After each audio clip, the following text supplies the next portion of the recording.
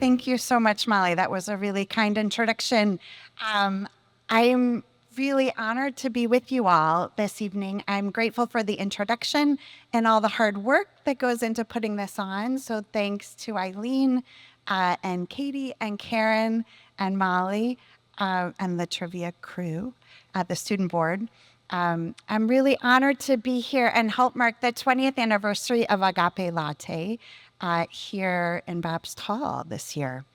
Again, I guess I'd also like to say it's a gift to be invited to share not just what I know, but who I am. And so I'm Kristin Heyer. Again, I'm a theology professor here at BC. Maybe two other items of note for the talk. I was diagnosed with cancer in January of 2025, and I'm a huge Brandi Carlile fan. Hopefully you heard the music as you walked in. It's probably my first and last walk-on music, so thanks, Eileen, for making that dream come true. Okay, so last fall, my oncologist let me know that even though my active treatment had gone smoothly, that I have a high likelihood of recurrence of breast cancer.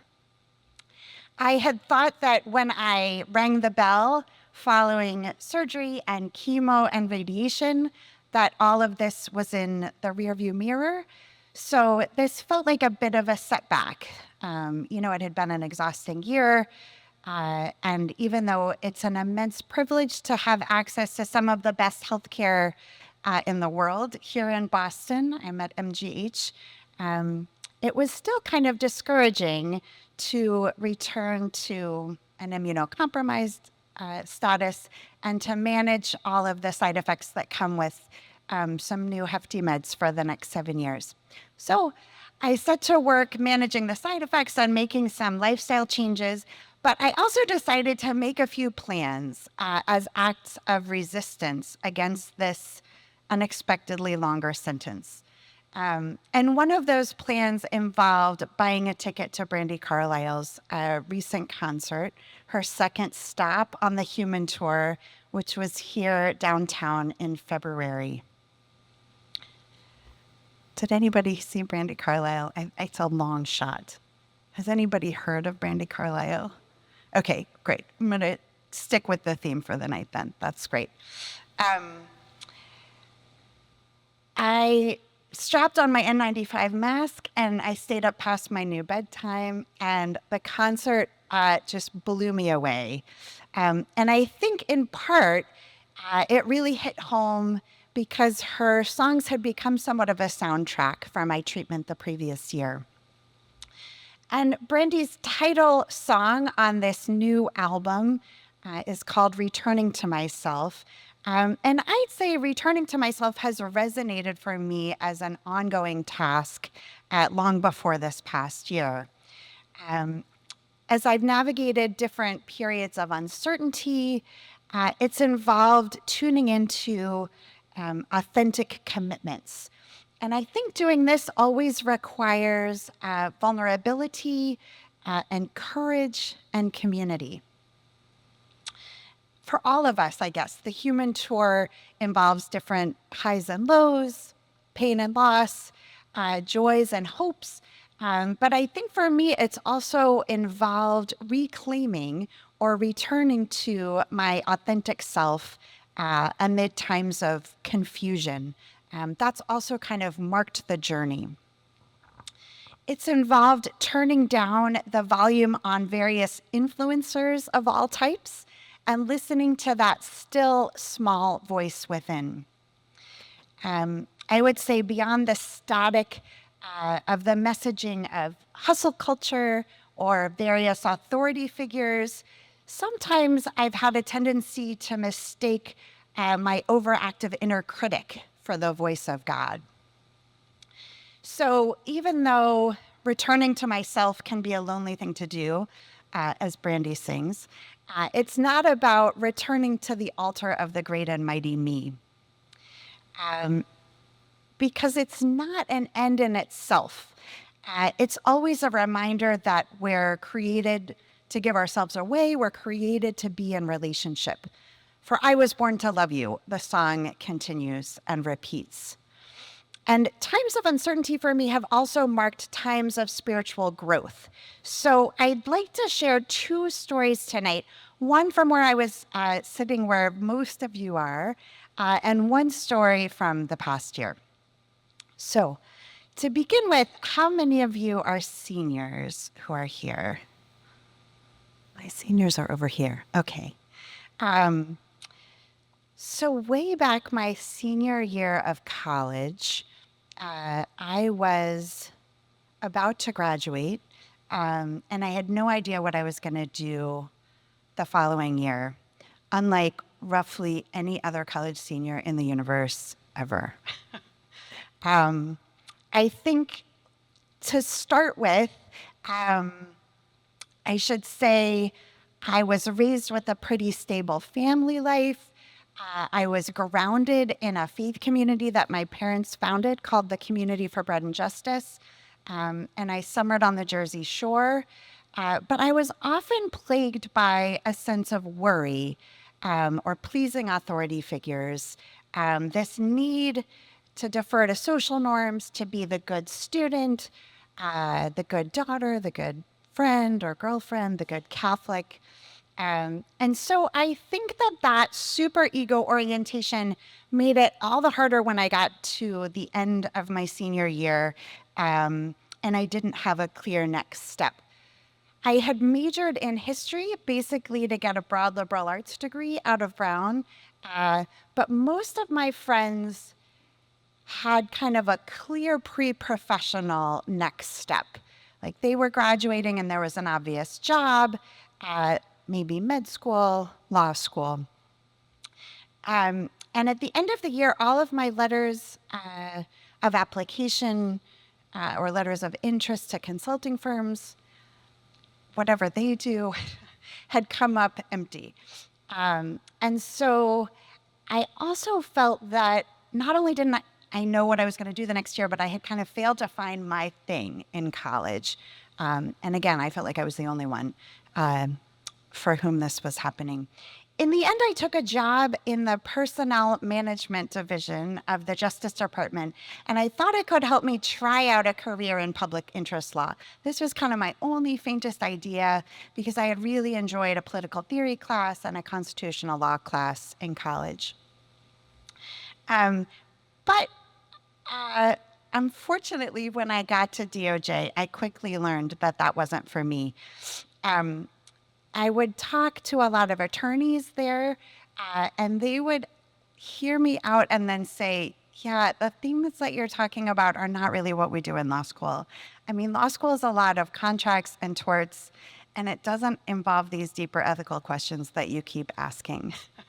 And so I kind of continued to search for what I needed to do.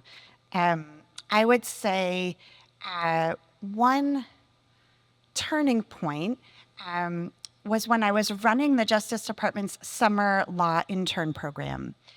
And I was at a reception in Janet Reno's office, and a 2L came up to me and asked what I was doing. And she said, oh my gosh, I don't even know if I want to practice law, but I was just so scared to get off the moving train. I can't believe that you're taking a pause. And that really stopped me in my tracks. And for the first time, it made me grateful that I didn't get on a path out of fear or careerism or somebody else's ideas of success. But it still took painfully long to figure out what was going to come next. I took a nighttime journalism class at Georgetown because I thought maybe I'd like to write op-eds. Turns out writing op-eds isn't usually your first beat when you get a journalism job. I interviewed a lot of grown-ups to figure out how they learned what they wanted to do with their lives. And then in the middle of my discernment, I got a call from my godfather from Chicago. And John patiently listened to me articulate my deepest desires, my skills, my interests. I mentioned that I was reading Commonweal magazine for fun, political theology books. And he finally said that he didn't think I should let my fear of lack of experience, my fear of learning French and German hold me back, and I should just pursue Christian ethics directly. That's what he heard me kind of leaning into. And in a way that's pretty hard to explain, when I hung up the phone that night, I experienced this path as something that I must do, like a vocation waiting for me. And I know that it sounds ridiculous to suggest that a call from God came from a call from my godfather, but I had this settled, consoling feeling after talking to him and then making, honestly, a quick trip up here to sit in on a seminar in Kearney in Christian ethics. So I quickly got applications together. It's a little absurd that I applied for PhD programs in a subject that I didn't really take particular classes in college in, and even more that some programs took a chance on me, but enough did, and I chose Boston College. It's kind of crazy to be here. I chose Boston College and I would study in Babst as a grad student, which was such a gift. At the same time, I think the challenges to become myself in the way vocational discernment really helped me to do didn't magically end when I started my PhD program. I brought my policy interests with me from my DC days, and a lot of my fellow theology classmates found them way too practical. I was the only woman in my cohort and in many of my classes. And I would say imposter syndrome engulfed me most weeks. I mean, hard work wasn't enough to counteract the culture marked by most of my classmates who arrived with several master's degrees in tow, or to kind of resist various dynamics and egos marking the program at the time. But early on, I met and started dating another student in the program, my now husband of 25 years, Mark. And my relationship with Mark and the tiny community of friends that we forged was really essential in helping me navigate the grad program, but also helping me begin to reclaim myself. I would say our little group would meet over meals to vent and laugh and pray. We took memorable road trips to each other's weddings, and I'm still in touch with a lot of these close friends. And over the years since graduate school, they've also helped me kind of tune out the unhelpful voices and tune into my authenticity. So they've helped me to integrate practical and theological interests. They've helped me with the voices about what it means to be a good academic, what it means to be a good working mother. And I think they've also helped when the imposter syndrome has crept back in. To be honest, at a couple times in my career, I've carried around a little note card that says, "Get behind me, self-doubt," as a way of kind of framing this as the temptation that it really is. And now that I'm mentoring emerging professionals, like some of the people kindly here tonight, I've taken pains to be my whole self. I have photos of our kids in my office prominently displayed to try to counteract a lot of the messages I received early on to make my parenting invisible. And I've mentored a lot of undergrads, as Molly said, at LMU, at Santa Clara, here at BC, who've really impressed me with their own vocational discernment. Sometimes they've talked to me about pressures they felt to pursue something lucrative instead of study what they love. Sometimes I've had pretty awkward conversations at commencement, meeting parents in light of courses I've taught. Encounters like, "You're the reason that my son or daughter is doing JVC instead of getting a respectable job." Uh, and now that we are paying tuition, I do not want to minimize the financial pressures that come with expensive college educations, really expensive.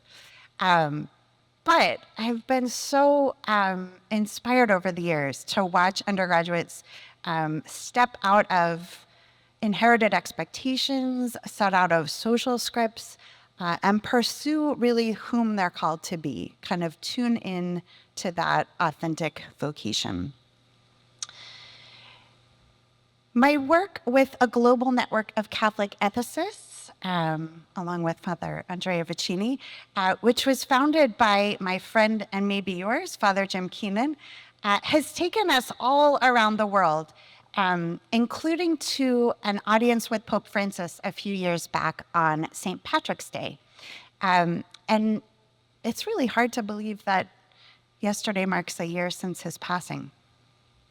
We had a really lively and lengthy visit with Pope Francis. We shared with him some of our work, empowering colleagues from the global south and in other kind of isolated and precarious positions.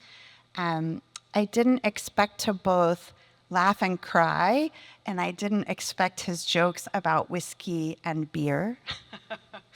But at the end of our audience with Pope Francis, he concluded by thanking us for our work and thanking us for our courage. He didn't say thank you for your service. He didn't say thank you for your orthodoxy. He said thank you for your courage. And I've really remembered that and carried that forward as a reminder to be bold, to forge new paths.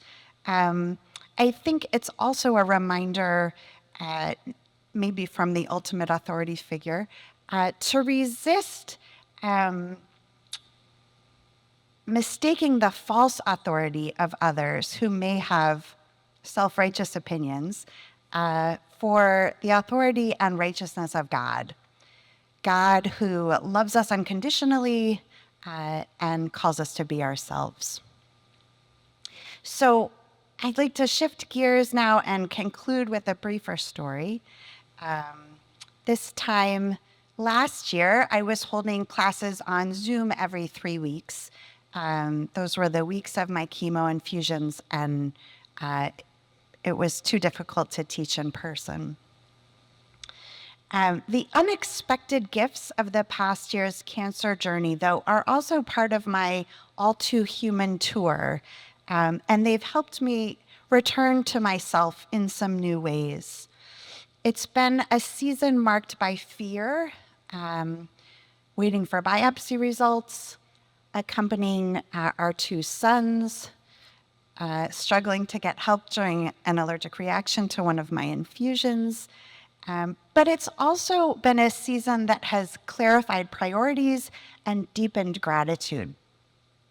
As some of you may know, experiences of comprehensive pain have a way of just stripping you down to essentials. There's far fewer distractions from the things that really matter in life, far fewer distractions from God's presence. So the first gift of cancer that helped return me to myself amid pain and uncertainty was the gift of community. More than anything else, this past year was a year of rekindling old friendships and allowing myself to be cared for. We were surrounded by offers of help from near and from far. My 2 sons shaved their heads in solidarity as my hair fell out. People sent pajamas and playlists and more. I think of a friend who cross-stitched a kicking dancer during my surgery with the instructions to kick it that I still have. But I was also moved by outreach from people that I don't know as well. One couple from our parish just quietly brought lemon orzo soup and left it in our breezeway week after week after week. They themselves had recently experienced a health scare. We got a really thoughtful card rather, and gift basket from the Scranton University men's soccer team. And my hairdresser refused to take my payment when she took me down to a pixie pre-shave, insisting it was a mitzvah. I've always been more comfortable taking care of other people, whether as a mom or a wife or a mentor or grad director, only child. But after, I think, 3 requests, I allowed a doctoral student to kickstart a meal train for us. And I think those meals and rides that people gave me to radiation, different procedures, allowed friends and colleagues to accompany me in more ways than one. Beyond his huge support on the home front and his weekly sourdough, I would say my husband Mark's gallows humor got me through some tough appointments. It definitely made some of our doctors uncomfortable, but I think humor has really been essential to this journey. So grounding myself in these concrete signs of love helped not only amid the pain and isolation of treatment, but it also helped return me to myself amid ongoing social pressures, even in the cancer domain. People were not shy about their grand theories about my diagnosis. And in another encounter, I was being fitted for a cold cap. A cold cap is a device that lets some patients keep their hair during chemo. And this oncology nurse, who was decked out in pink scrubs with all these empowering survival logos all over them, was very eager for the cold cap. And I decided that I didn't want the cold cap. And so she said, well, if you're not going to do that, you're going to need to get a prescription for a wig before you leave. And then I told her that I didn't want that either. And she was very confused and a little annoyed. And I think it just struck me that even in the halls of MGH, that I would have to kind of deal with pressures of a beauty standard, a feminine beauty standard, when there are plenty of other indignities with cancer. So I don't know, laughing about this with friends, getting baseball hats and beanies in the mail certainly helped, but kind of the need to return to myself even amid treatment persisted. I would say making time to enjoy those friendships has been one ongoing gift of cancer. And I think that probably sounds odd because many of you live in close proximity to your closest friends. But this group is about to graduate. And I think as the pressures of career and parenting, in our case, we made several moves, mount, it can be harder to sustain friendships. I think it takes time and it takes commitment. And so my experience this past year has really returned me to how essential it is to make time for friendships. Another gift came in the form of completely failing at hobbies. I thought that since I had several periods of recovery time, I should try to take up some easy hobbies. It was a bust. I tried various arts and crafts. I tried bird watching. I would put together a puzzle and then wonder why the point was just to break it all up and put it back in the box at the end of putting together a puzzle. And so in the midst of this, I got a call, or an email rather, halfway through chemo from a colleague in New York who didn't know of my diagnosis. And she was putting together a conference and was worried her panelists were all Western Europeans. And could I help suggest some names of scholars in the area from the Global South to help diversify her panel. And so I wrote back a pretty long list of names, but I said, I'm having some difficult side effects from chemo, so I can't look up all of their email addresses for you. She wrote back almost immediately, appalled that I had answered her email, invoking St. Teresa, the patron of healers of the sick and theologians, and suggesting that I stop working and get some rest. But I think that intervention made me realize how much I had missed other aspects of my vocation. New hobbies just couldn't compete. And so I think embracing the depth of meaning that I find in my career was really liberating. And I started dreaming up an immigration conference that Maddie and I and others held on campus in February from the isolation of my recliner. Certainly, I think it would still be healthy to get some hobbies. We're about to be empty nesters. I think I could pick up some hobbies. And it's important to remember that I'm worthy of rest, even in times of health. But what a gift to miss meaningful work and my community of colleagues. So in these and other ways, I grew closer to God during treatment. In weekly living room liturgies, generously celebrated by Jesuit friends who are here right now, I felt like I was hearing readings about suffering and healing in fresh ways. I became newly attuned to praying for people in chronic pain, people living with uncertain prognoses, people without the great health care and community support system that I had. I think, though, most of all, living with uncertainty going forward has deepened my dependence on God, come what may. I think it's been a reminder to resist idols of control, idols of certainty, which are perennial temptations for perfectionists. I think it's been a helpful reminder that, like everybody else, I'm only human. Knowing of his own bouts with cancer, I had Father Greg Boyle's latest book, Cherished Belonging, with me in several waiting rooms. 3 or 4 of the students in this room are reading it for me for tomorrow's class.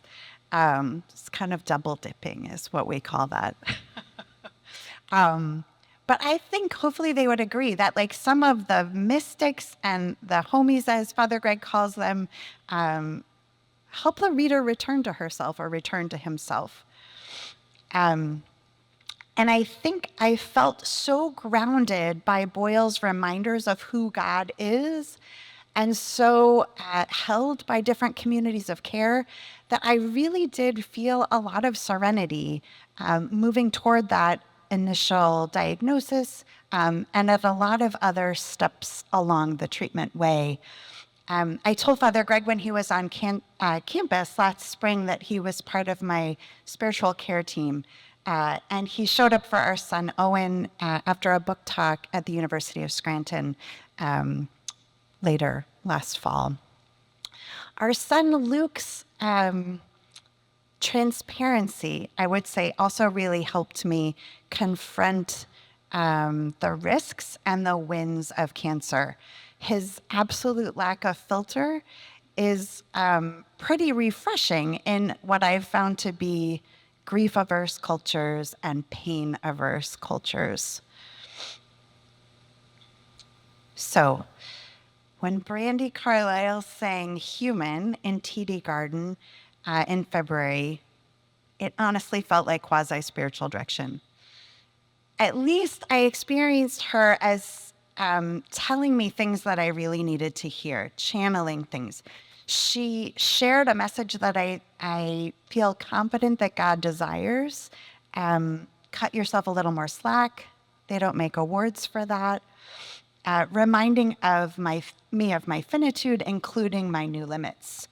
And her different modes of reminding us to be human channeled the gifts of cancer, recenter what matters, loved ones, meaningful work, time to feel our face in the sun. I can remember my actual spiritual director asking me a few years ago when I was talking about some struggles at work following the deaths of my parents, Kristin, who does God want you to be? And I remember I had to take a beat before answering myself. And he agreed. But I think being ourselves is not always easy amid uncertainties and amid the crush of expectations. Brandi's live rendition of her first major hit, called The Story, apparently of Grey's Anatomy fame, off her 2007 album. Anyway, her live rendition of that blew me away. If you know the story, it starts out at this kind of intimate, acoustic, almost vulnerable level, and then it shifts to an explosive, wailing power ballad. I assume that that's everybody's favorite part. And experiencing that live was unforgettable. I visit my little iPhone clip of it regularly. I think certainly I can relate to that song. The lines across my face tell you the story of where I've been. Maybe my chemo curls tell you the story of where I've been.